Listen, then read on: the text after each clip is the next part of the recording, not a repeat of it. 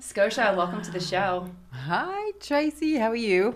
I'm so excited that you're here. So we've been connected on Facebook and Instagram for quite a while, but I have to tell all of our listeners a really funny story before I do my intro. Okay. Because we originally met, when was that? Like 20-something years ago?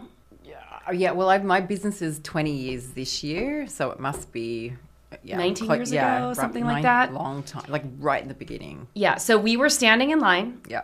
at a publicity event or Yes. something. There was this publicist who was going to feature and like promote a jewelry brand Yeah. or something like that. And we were standing next to each other in line. We were like chit-chatting. Yeah. And then I used to see you at all the shows. It was so fun. Yeah. And then I made my pivot, and you're still going strong with your beautiful jewelry line. So, Yeah. But hang on, when did you get out of wholesale? oh gosh, 2009? Okay. I stopped that year. Okay. Yeah. After the market crashed. I didn't fully close my business down until 2009. It was actually, in hindsight, that was such a rough time for so many people. I'd love to hear if how you were affected in 2008 because you've been around for a while, but it was such a rough time for so many people. And I just made like a conscious choice at that time that it's like, I'm not going to fight for this business anymore because I didn't love it anymore. After 11 years, it just wasn't my thing. I wanted to do something different. So, yeah. Yeah. Well, actually, we actually, every time there's some kind of situation that's going on in the world, we actually grow.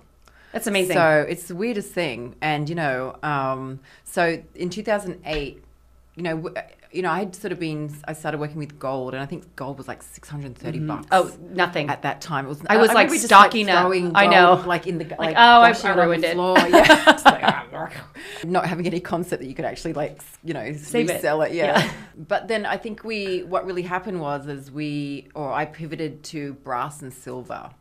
So that whole area really took off, and the whole fine gold part for me sort of slowed down, and I kind of focused on brass and silver and 10 carat. And so it kind of hit a more of an Americana brand. So I started working with collaborating with big brands like, Abercrombie and Ralph Lauren. And so we'd get these big orders through that or through Net-a-Porter. So amazing. Yeah, it really worked for us. And that was the time of Daily Candy. Remember? Oh, I know. Daily Candy was amazing. Yeah. And what was the other one? There was one other one. Oh, there were a Candy few. I can't remember. I had a couple of hits on Daily Candy, and it was such a great sales driver. Yeah. And then someone bought it, and then they just squashed it. Yeah. Why would you do that? Yeah, well, I think obviously internet was starting to all the online stuff. But yeah, that Daily Candy days, that was really after I got like a thing in Daily Candy. It was just on we had sales every day on a website. We built this crappy little website for like $2,000. It was terrible. I took all the photos. They were awful photos.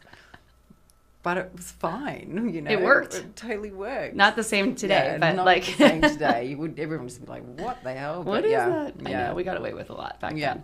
Okay, before we get too deep into conversation, I'm going to read your bio so you know how awesome you are. In the local craft markets of Brazil, Australian-born Scosha Woolridge sold her very first piece of handmade jewelry. This was the beginning of a passion for jewelry making that continues to this day. Scosha was just passing through New York and claims she accidentally started a business. She still draws on inspiration from her cultures that she's observed on her expeditions through many parts of the world. Now her Brooklyn-based New York brand is hitting its 20-year mark. Things are about to change as I have changed. Well, I love talking about this because I love talking about reinventions, and you've been through many. So why don't we go back a little bit? Tell me about how you got started as a jewelry artist. Well, I didn't have an intention to be a jewelry artist. I studied fine art in Australia, and I loved installation and collage. So I did love mixed media, and I did love jewelry. I loved miniature things, but I also loved big scale. So when I went backpacking, I started just making things along the way, just finding things, making things, and I would just sell or trade things. And that's so cool. When I went through Brazil, I met a guy there, one of the Brazilian kind of street guys, and he taught me macrame. He taught me how to make this on your toes. So you put your toes out, and so you could make it anywhere. You just needed string. And so I ended up making pieces and went up to this place called Jericoacoara, which is northern part of Brazil, just near the Amazon, and we had a market there. and started selling things. And I was thinking, you know, I would be at home all day making this one bracelet, and you would sell it for like $4, which is like nothing, like $2 or not even, you know. You're like, this is crazy. And it was kind of like, you know, when you go on holidays and you buy those friendship bracelets with the tie and it's got like a frayed knot and it's just, you know, it kind of dangles. Well, I kind of created that bracelet, but more in a jewelry form, which was tidy and closed nicely and was more wearable and didn't feel so kind of like, what do you call it? Like a tchotsky. Tchotchke. Yes. I love it. Yeah, so I just was kind of like, you know, how could I could probably make these. But that was kind of my first thought. And then I had to come to America because of medical reason. And, you know, it was back in the day where internet had just kind of, it started, but there was internet cafes, remember? You would run in. Yes. And, you know, it was like 25 cents a minute and you had like no money. So you're like, you know, for me, it was like one button at a time to like shoot, you know, and then come back a week later to like see if someone responded. In 3 years, I only had 3 email addresses and like a couple of phone numbers in this back of this little atlas that I'd been traveling with. That was it. And I just like, there's so many people that I'd met and I didn't have their names or contact numbers or... But anyway, I wrote to there was a lady from LA, a lady from New York, and there was a guy from Italy. Well, I wasn't going to go to Italy. I'd already visited him, but both the lady from LA and New York wrote back and said, sure, you know, come and stay with me, you know, get yourself sorted. And so I ended up going to New York, and mainly because I knew about the artists in that, you know, in that sort of 50s, 60s, 70s period I'd studied. So I was like, I'll just go, you know, see all the galleries and I'll go to New York. I knew nothing about New York. I seriously knew. So crazy. I had no idea or any concept of what New York was or is. I didn't read about it. I wasn't ever going to come to America. I wasn't interested. But it was really just because I had to go see a doctor. And so that's how I got here. And I would say when I got here, I was just kind of like, whoa, this is kind of cool. Wow. I was like, New York's kind of cool. Like, and walked everywhere. I love this city. Yeah, it was good. What year was that? That was end of 2003. Mm-hmm. Yeah. And yeah, I had avoided cities and things like that, really. I always considered myself like a nature girl, which I am, for sure. And I had some pieces that I brought from Brazil, and a couple of people saw them, and then it just kind of snowballed. And that's how it started. And I was kind of like, no, this isn't what I'm supposed to be doing. You know, I kind of... What did you think you were going to do? Well, I really wanted to be an artist. I really wanted a true artist. Yeah, well, you are an artist. I mean, but just like be in the studio with like the classical music and just paint and sculpt. I just really, you know, and write. And I've always loved storytelling in that way. So there was just lots of... Do you ever take time to do that? Just as a hobby? Yeah, I have on and off. Or to sell?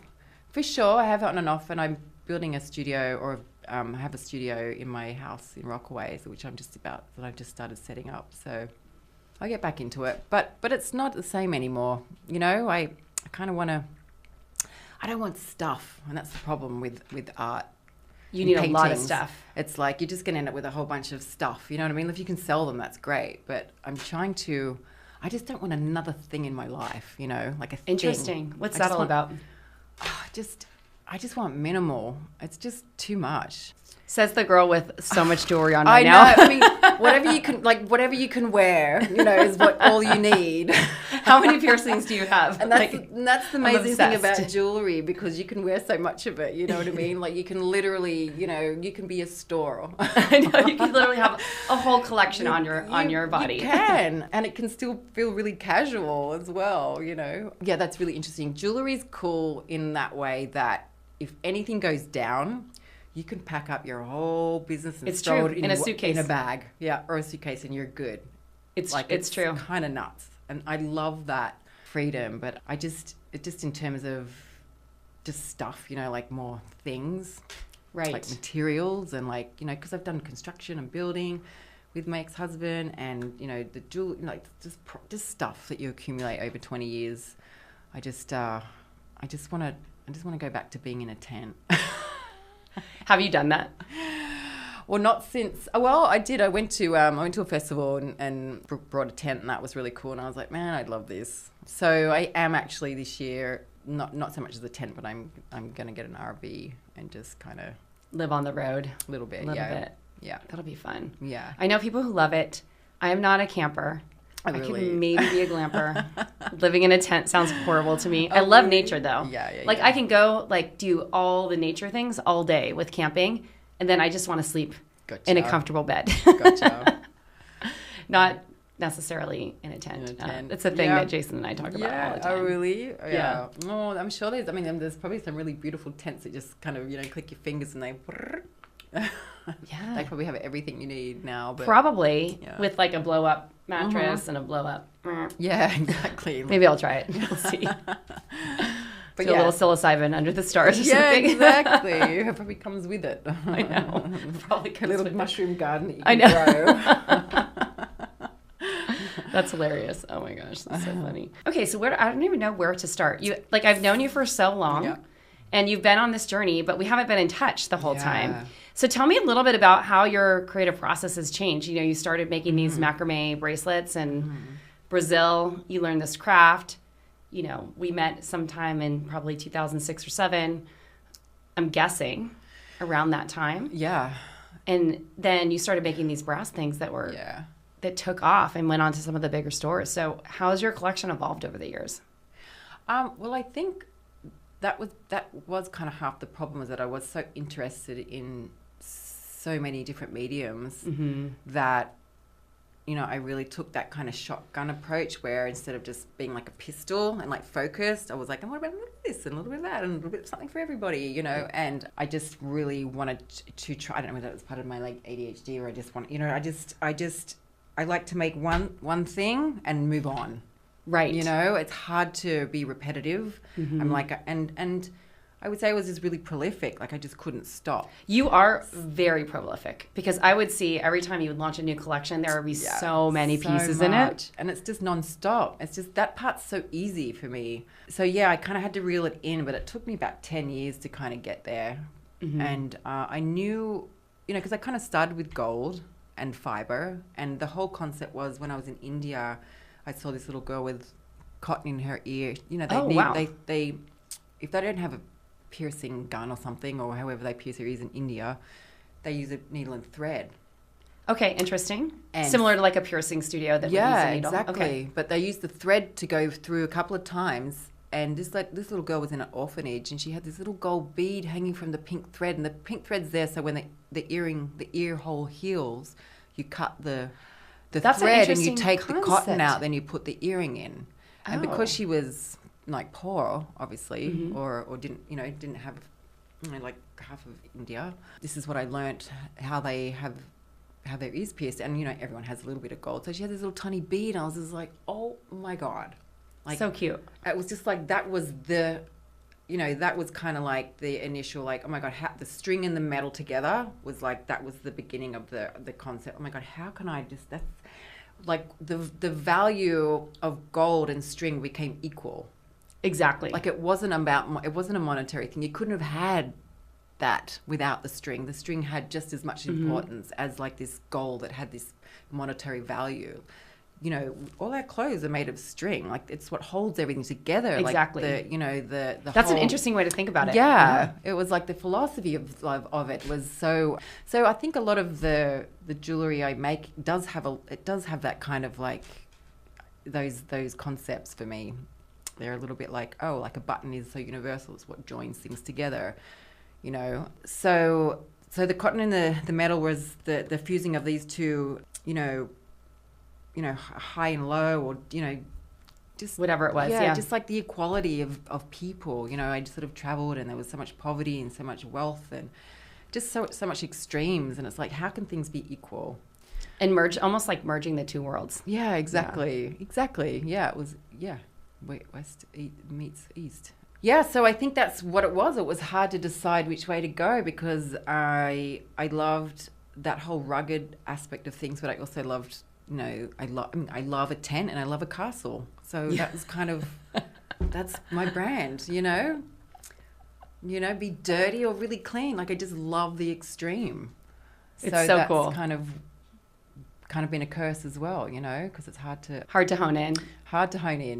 Yeah. But I think right now where we are is it's starting to make a lot more sense, because you can cross over all the collections from men's to the 10 carat line, which is a core line, which is more fiber, and then fine, and then we do bridal. So there's it's somehow worked out. What's your favorite? I'd say the fine jewelry. But I do still love like a really expensive like stone or something on like a piece of fiber. Like I find that kind of thrilling, you know, but it's a very hard sale. Why do you think it's a hard sell? Because they're worried about the fiber breaking. Yeah, exactly. Which and the fiber we use is really strong. It's what do you use? We use a waxed nylon, or we use a collected fly fishing line. Okay. That we collect from fishing reels, which I mean they're pulling out like 100-ton fish out of these, the water with this fiber. So it's super strong. Yeah, I don't know. It's not like jewelry, It's a special person who's going to purchase that. Yeah, and I definitely have those people that are like avid collectors of it. Like I had this one lady come in last week, and she literally bought all her stuff, and she had like 50 bracelets. Wow. That she just collects, like all. All fiber? All fiber, but with gold and diamonds and everything, and she wears it amazing. She's wearing all of them. Not all of them. She had like a big stack on, but then she brought them in to show me. Oh, that's cool. She just launched a book, and she was like, and she's just dripping it. I mean, she's like the perfect Scosha person. I know. I was just like, oh my God, this is you're exactly what I'm talking about, Exactly. So yeah, I do. That is definitely. I don't know. I think both collections are split pretty evenly in terms of how well they're doing. I love that. It's amazing. Yeah. So you started doing the fiber, and then you had the brass, and then you moved into fine, and now you do bridal. Like, what was some of those inflection points where you wanted to start a new direction or go deep in something? Well, the brass was kind of it only was for a couple of years. We were we were sort of a lot in the Japanese market and men's. It was sort of like this weird. So that was kind of where brass kind of happened. We've taken that out of the collection. We don't work with brass anymore. So the progression, I think, is just coming of me maturing. Right. Honestly, like I came, entered into America with like a dreadlocks and just like, in just a scruff bucket, hippie. And I'm still a full hippie for sure, but I've matured and I've learned I learned a lot in the fashion world, even though I don't really consider jewelry to be fashion. We're definitely on the cusp of like kooky, and like we're not in group, you know what I mean? Which I actually prefer. Right. Right? Yeah. I'm right there with you. Yeah. You're kind of like artists, but like it's a cool kind of little world. I think it's a great business to be in, because it's especially if you're working with gold, it's like, and stones and things like that, because it's always resellable. Exactly. I mean, I'm so grateful that I found jewelry all those years ago. I mean, it was a happy accident, and all the things, and ended up like launching a 30-year career in the industry. I mean, it's crazy. How did you start then? What was your... So I took a jewelry making class. Well, a little bit further back. I left university for a couple of years. My parents stopped paying for my school, so I couldn't pay for it. And I was just working and living with my friends. My mom suddenly passed away. And I really wanted to go back to school. And so at that time, I was able to go back to my previous university and claim, I don't know exactly what you do, but at that time, this thing like divorcing your parent was a thing. Not that I divorced my dad, but it was just kind of like he wasn't supporting me. And so I was able to get a grant and financial aid at that point, because in the U.S., I don't know if you know this about United States universities, at least back then in the 90s, it doesn't matter if you're supporting yourself through school. If your parents make above a certain amount, even if they have 6 children or 8 children, whatever it is, you can't get financial aid. So at that point, because my mom had passed away, I was able to get some financial aid and go back. And so at that, I wanted to be a studio fine arts major, but I had to work full time and I couldn't spend all the time making classes. So I found this, like they made a special major for me, European studies. So I get to study European art. And as an elective, I got to take art classes. So my first class was this jewelry making class. I thought I was just going to take it one semester, but I had a natural talent. Like, I loved doing it. My teacher was like, you should do this as a career. And I was working in boutiques in Marina Del Rey, close to where I went to school. And it was kind of the start of the independent designer scene in the early 90s. And so I was seeing these women coming in. And back then, I mean, this was the 90s, paying like $800 for a huge amethyst like pendant. I'm like, that's a lot of money. Right. Back then. I'm like, I want to do this. Yeah. Seems so cool. That was like, we sold Erica Courtney, Bettina Duncan, and a couple of other brands who are still brands today, I think, some of them. Anyway, so I got started, and I couldn't stop after that. Yeah, you were one of the pioneers of that whole independent American jewelry designers. I guess so. Yeah. It wasn't, even when I got in, it was not flooded. Like it wasn't. It was much more. Holy shit, you know. And then also when we were at that PR event, the thing that was interesting, it was like all kinds of jewelry brands, because the people who won were a brand called Danny Joe. We figured it out. That's right. And now they're not even, we think that they're maybe not even doing jewelry anymore, but their jewelry was like all of that super costume kind of big, with like upcycled vintage. Diamantes and exactly. Different. Sort of like Dylan Lux, I guess you would say these days. I have no idea what's out there anymore. I don't even look I mean, I do only because I mentor designers, but they're usually like in the usual startup or different stages, and a lot of fine jewelry too. Okay, yeah. Fine jewelry, yes. Not as much. We don't have as many costume designers, meaning like big, chunky things made out of brass and stuff. I wouldn't say that that's like the majority of what we do. It's mostly handmade, fine jewelry, handmade or fine jewelry or beaded. I would say like people who flock to me. I don't know why, but... Yeah. Do you go to the Melly show?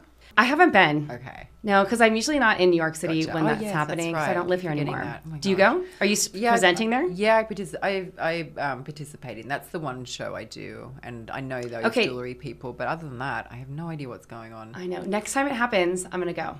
Okay. Well, it's it's this weekend. Oh, it is? Yeah. Oh, shoot, I'm leaving. Okay, it's not going to happen this weekend. Yeah, it's Saturday, Sunday, Monday this week. I think Robin's in town for it. Yeah. But it's like co-founder. It's like February and August. Some of the best, I love the designers, though, that are in that. Oh, right? yeah, it's like great show. Yeah. Did you stop doing trade shows altogether? Outside of that? I did. I stopped doing trade shows for about 10 years. I ended up just bringing in an in-house salesperson. And that was great. It was. Yeah. So 10 years you haven't done trade shows? No, well, I started doing this Melly trade show. Okay. How long ago? They've been around 7 years? Yeah. From the very beginning. So I have done it. But there was a gap between this and any other trade show. I stopped for maybe 10 years, I want to say. Or maybe it wasn't 10 years. Maybe it was I stopped too, yeah, for a period. Yeah, I really remember the conversation I had with you, and you were sort of like, you know, all the money you wasted on trade shows and travel and all it was so expensive. I might as well just try it. Even if I made less money, it would make more sense to just take it in-house. And I had an in-house salesperson. Yeah. And I love doing the shows, but it was just exhausting. Yeah. And I feel like especially for jewelers like us, because there was a season when everything turned from like this delicate kind of personal jewelry that we make to the big fast fashion, like H&M came on the scene, like all these things. And that wasn't really who I was. And they're like, it became hard to compete because I never really understood how to work with brass or any of these other materials. And I didn't like it either because I'm like, it's always tarnishing on me. I can't figure it out. I couldn't figure it out. So I'm happy to just do the personal, like, dainty jewelry that I love to wear. That's me. Yeah, no, that's good. I think it was also when all the big, like Net-a-Porter and all those massive stores got bought out, and they only were carrying like big, like Fendi and like you know, all the massive mega brands. So all the smaller independent designers, they just kind of, I mean, we were selling that for really well for a while. And then they were just like, oh, you need to have more, you know, a global presence. Like you need to build your Instagram. And I was just like, what, you know? It's that part's sad because like, yeah. It was such a bummer. The cool thing, too, though, that I think is really cool and the opportunity that we have, and it sounds like things are going fairly well for you from like an online and your retail stores and your collections are selling, is that we have this thing now where we can actually reach consumers directly with the right exposure. So if you can get visibility for your brand, people are going to buy in if they love what you do, which is the amazing thing. Yeah, and I think that's the hard part, isn't it? Yes. That's the part where it's like, oh, it's so exhausting. Right. How is it exhausting for you? I just want to, people will relate to this, and so it's good. It's okay. How's it exhausting? Well, I think that, you know, it's like as soon as you think that you're kind of got something going on, like fucking technology just like changes. Just goes, and you're like, damn. Yeah. Or you have to hire someone, and it's really hard to, and you just kind of want someone to go for it, but they actually don't really know either. So it's like, or then you have to hire like a big company, and that's like expensive. It's expensive, and like the marketing always comes last. It's kind of like. Where it shouldn't. It should be like one of the first things you put in there, but you've got all your staff and your this and your da-da-da-da, and the leftover has been marketing, and that's kind of like this kind of this luxury if you can market. Or, and I don't know what's happening in the celebrity world, or you kind of go that route, which it just always irked me, and actually... I don't think it's the same as it used to be. And even if there is a celebrity, like, with our stuff on, our customer doesn't give a shit. They don't. They really don't care. They're just like, what the fuck? Thank you for saying that. Just show me the fucking ring. Like, I don't want to... Who cares if blah, blah, blah, blah, blah. Like, so... That used to be a thing, though. Yeah.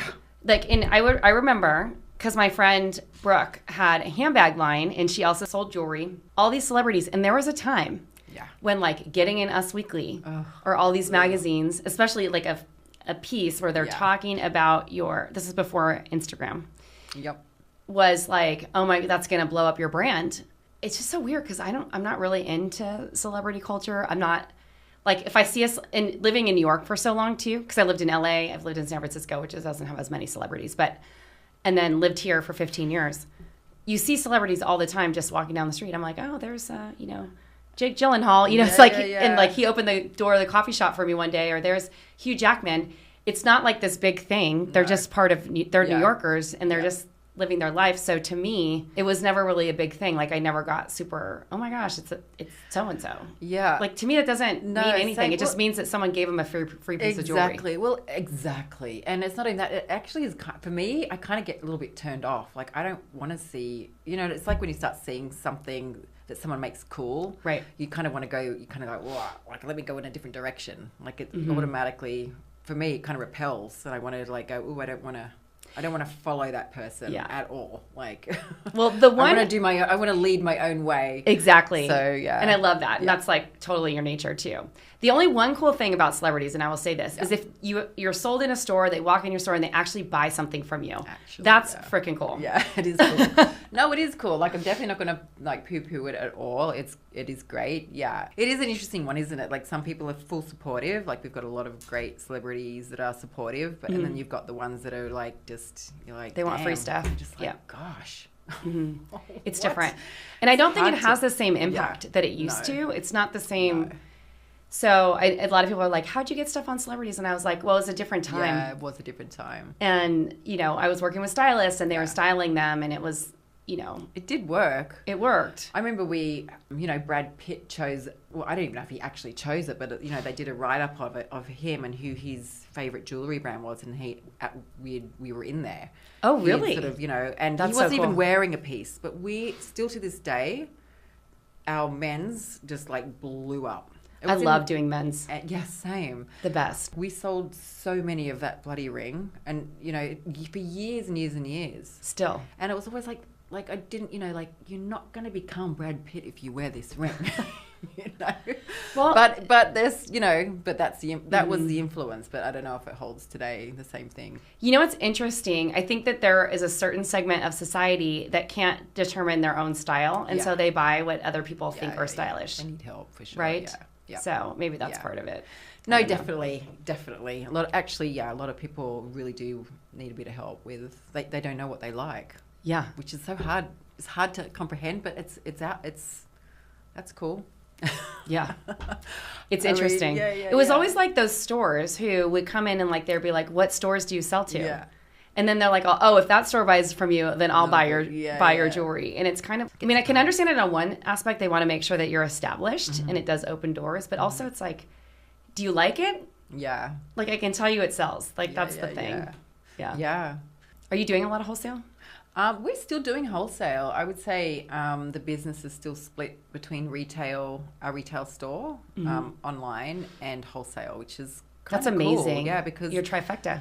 Definitely wholesale used to be our number one, and then obviously it changed. Then obviously during the pandemic, online was just like went through the roof. I think from a lot of jewelry brands, it was a really great time. Right.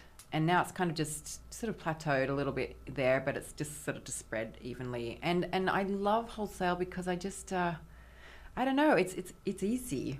And I love to get on the road, and I love to go visit stores. That's the way I get to travel. I'm like, hey, let's go to Colorado. Who do we know in Colorado? Let's go to a trunk show. And we can go and just kind of like, I don't know, that's still where traveling is still a major inspiration for me. I just feel like I have to move sometimes and get out of the city. Sometimes I just can't hack it here, you know. It's a lot. I mean, it's a lot of energy. It's so funny because as soon as I got out of the car from the airport and got onto the street, and I was staying at my friend's apartment for a couple of days, and now I'm in a hotel and in my old neighborhood because I was living in Hudson Yards, and I'm like, I feel alive again. And now I'm like, I was texting Jason this morning. I was like, it's been a great time, but I'm ready to go home. That's it. I mean, you just need like a day or two just to get like a full on blast, and you're good to go. I mean, I definitely don't plan to live in New York for the rest of your life. No. Will you move when your kids are grown up? Yes, definitely. I mean, I would love to move now, but I just, because of my situation, I just can't. But yeah. Where would you go? Well, if I had to stay in America, I definitely love the West Coast, but I love the northern part of California, or I love Ojai. That's an artist community. I don't know. It's close enough to LA, but I don't want to live in LA. No, yeah. But I love I just sort of introduced to the redwoods last year, and I just kind of fell in love with that whole vibe. Do you like wet weather? Not particularly. It's damp up there. Is it damp up there? Yeah, because well, it depends on where you are. I lived in San Francisco for a long time, and there's like a microclimate around there where there's a lot of redwoods and marin. And it can be super damp. I don't know if you're going further up, like Humboldt or something. But. Yeah, we go further up, but marin's gorgeous. I do trunk shows there every year. Awesome. I do love it. So, but I don't know. But if I could move overseas, I've always wanted to live in maybe Portugal. Oh, there's a huge entrepreneur community there. So bad. I visited Australia quite a bit over the last couple of years, thinking, do I want to go back there? But it's just no. I love it. My family's there. I've got great friends there, but it's just I was going to open a store there at one point. Oh, is that what you were doing last year? Were you going to kind of open? What happened? It just kind of fell through. It just. I kind of had, there was a couple of really good friends that, we were going to kind of do something together, and I don't know, I was going through too many things in my personal life as well, and I think I just had way too much stuff on my plate. Right. And I honestly couldn't really make decisions, and I just felt like I was handing off everything because I just couldn't deal with it. And I just kind of was like, you know what, it's not the right time. This is not the right time. I can't even figure out what I'm really doing. I'm just trusting someone. And you know what? I just came out of like a 20-year relationship. Right. You know what I mean? I'm like, just stop.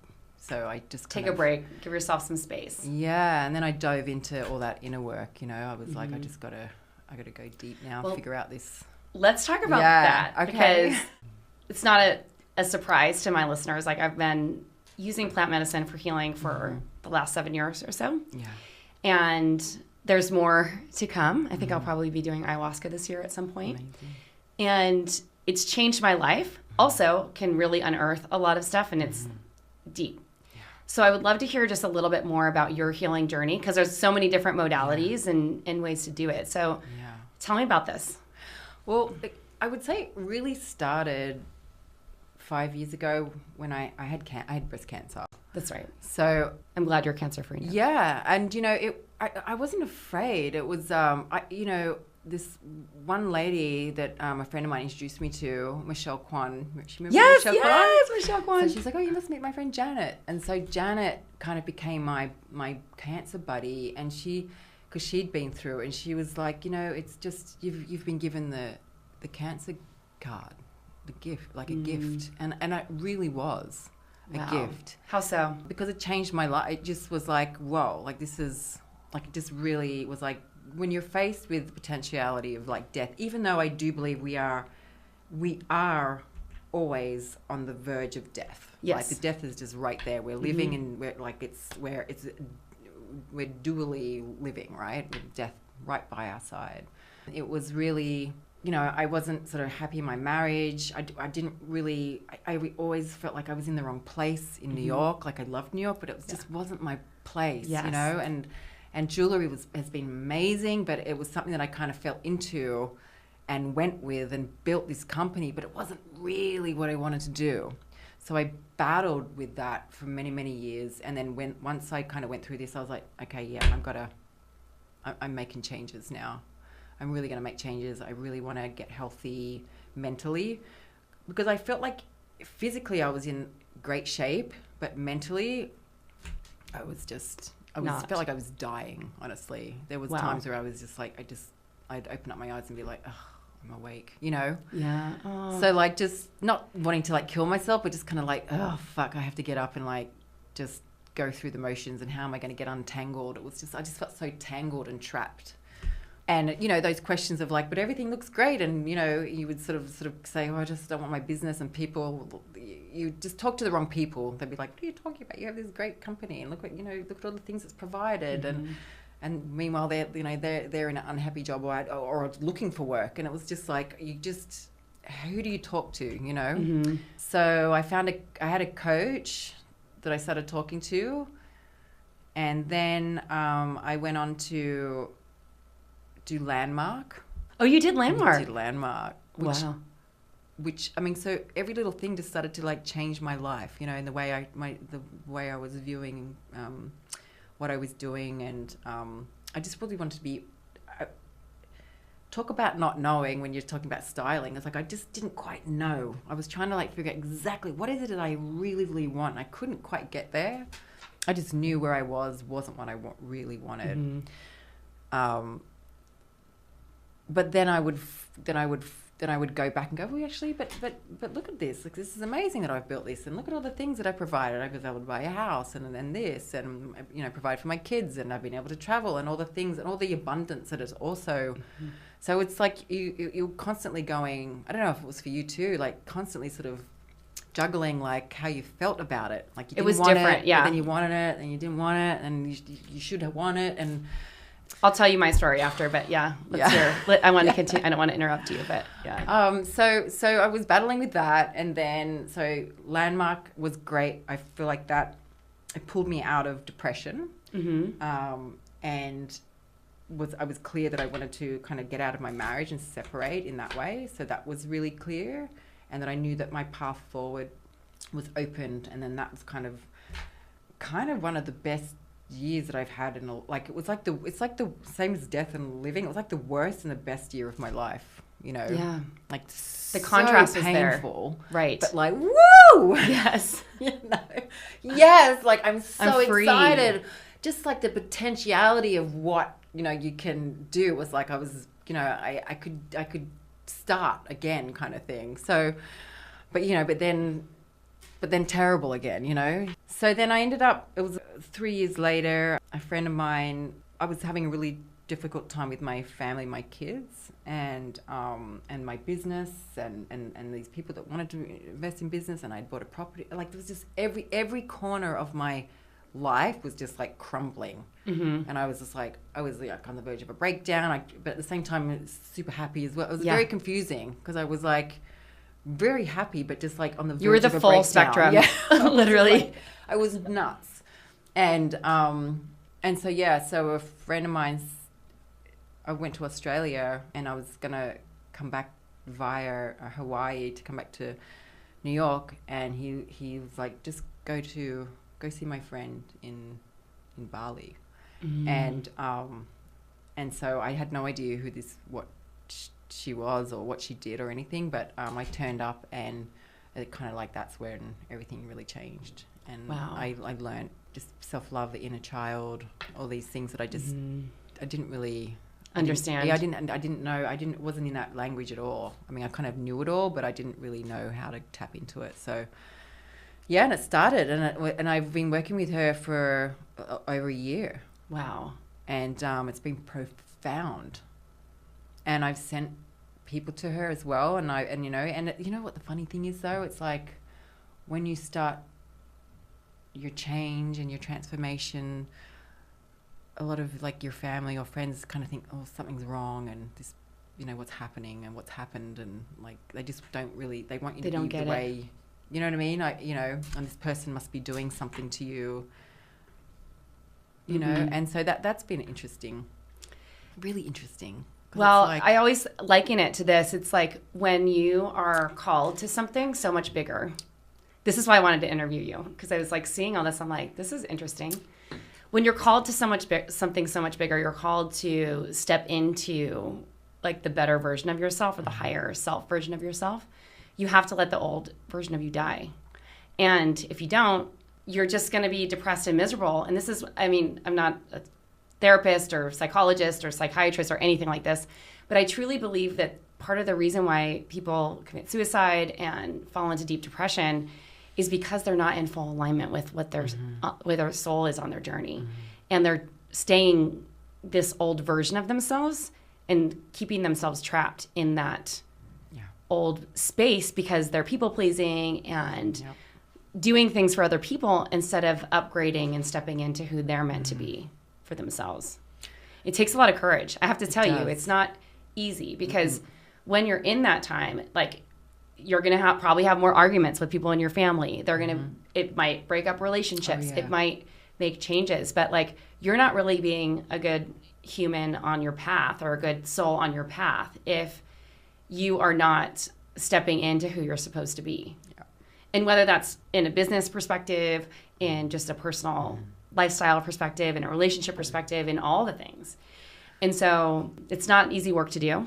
So it's admirable that you've done it. It's not easy. And it's been, everyone, all the people around me, it just, I got to see my patterns, and I got to understand why I had these certain type of people around me, and why I was kept, and I had a lot, and I've had to really, it's been, I've chosen, I just don't want that in my life. I can't be healthy, and like the relationships that aren't serving you. Is that what you're saying? Yeah, just certain areas. I just I will no longer tolerate. I will no longer tolerate. I love this. You can do however, but this aspect I just will not tolerate. So it's fine. I'm not going to erupt over it, but I'm just going to remove myself. I'm not going to engage in that any longer. And so difficult, because a lot of these people were really close, and and when you look at it, like, every one of those people don't want to make any changes and don't think anything, they have any part of it is there, it's it's interesting. So I can't work with that anymore. I'm not willing to be the peacemaker. The peacemaker. I can't. It's too exhausting. And people pleaser. For my whole life, and I just no more. Sorry, it's not my role. I can't get better if I don't. It's interesting too. And the sad part about healing is that sometimes you outgrow relationships. It's hard if there are like relationships that are like in your close proximity, like family members or partners or whatever it is. It's never easy. No. And the only thing that really heals that is just space and time. And similar things have happened to me in my life. It's like certain people in my family, they just don't understand me. They don't understand the path I'm on. I don't have a relationship with them really anymore. And it's sad. It's very sad. And like, they blame all of their problems on external sources. And if you can't, for anyone who can't look inside and understand that if you're blaming someone else at every situation, if you're blaming, anytime you're blaming, take a look back on yourself to see where you're not in alignment with yourself, because it usually has something to do with you, not anyone else. Yep. Yeah, it's the best. I mean, everyone needs to do this stuff, It's just, I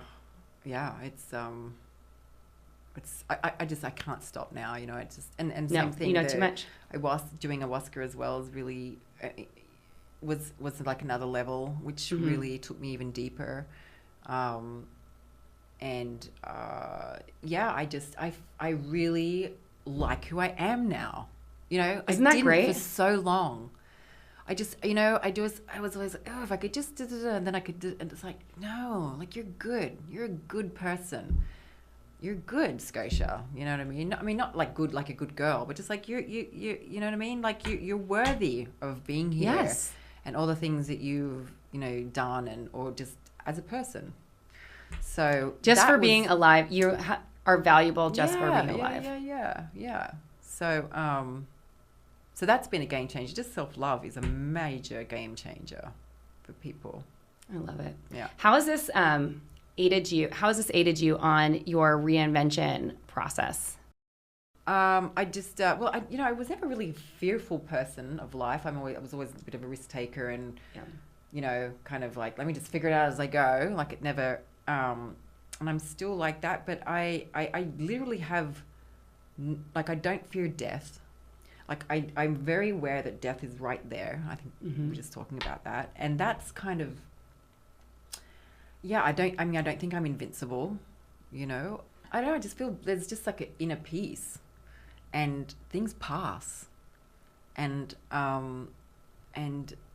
like having pain is just part of being human. And don't try to run away from pain or anxiety or all those things. Like these are all emotions that we need, and they're there. And just kind of go, oh man, I'm like feeling so angry. Like what's it about? And be angry. Yeah. Have you heard of the book Let Them, or the Let Them theory by Mel Robbins? Yes. Yeah.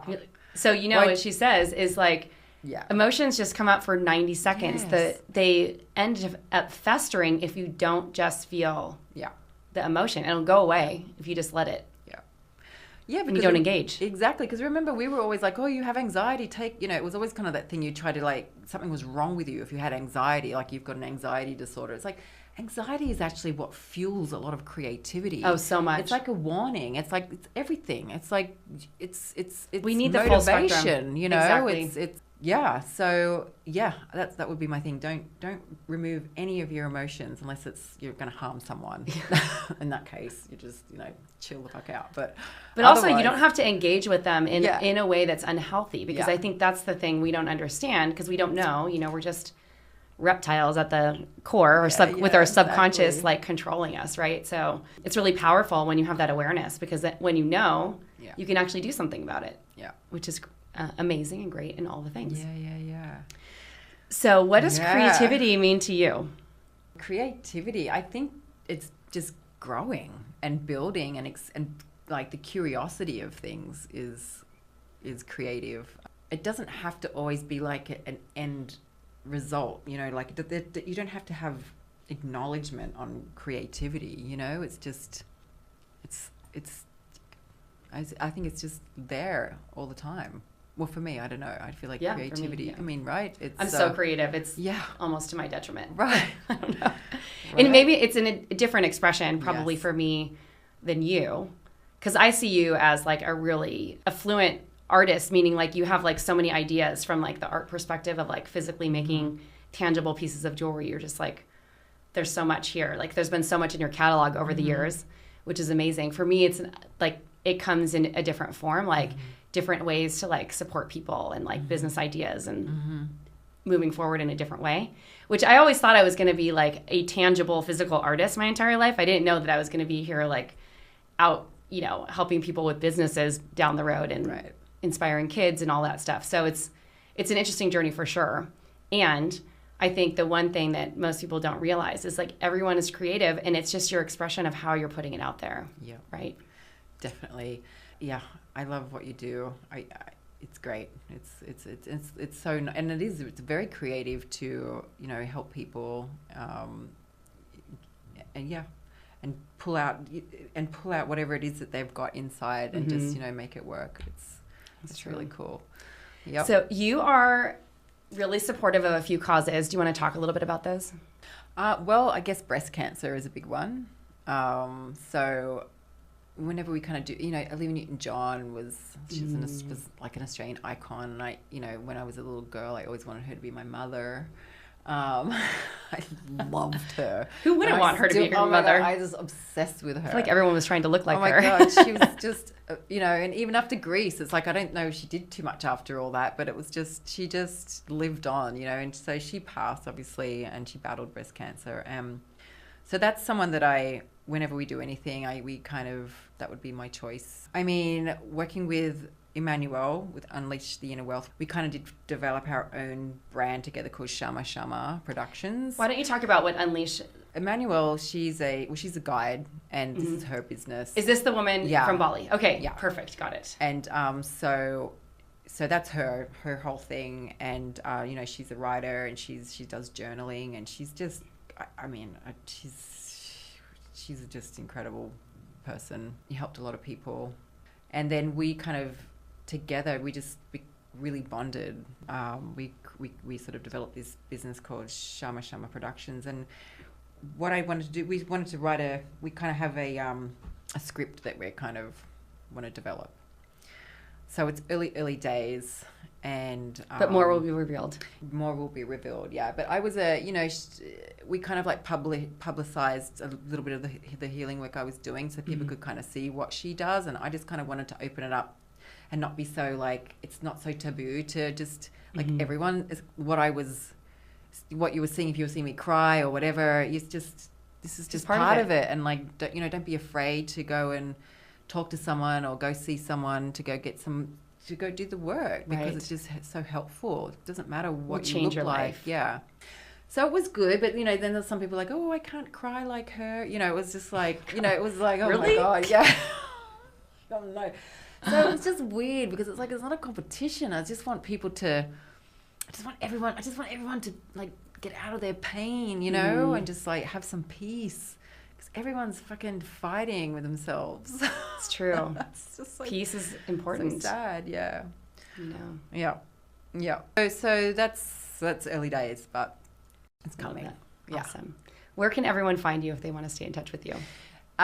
It's Scosha.com, which is my name, Scosha. That's my birth name. People always ask me, and we're online. Yeah, and my store is in Williamsburg in Brooklyn, and I'm forever always looking for other locations, and maybe want to pop up somewhere. But for now, that's where it is. That's where it is. Amazing. Yeah. Thank you so much for being here. Oh, you're so welcome. It was so awesome to talk to you and see you. It's so amazing. Good. So do you. Thank you.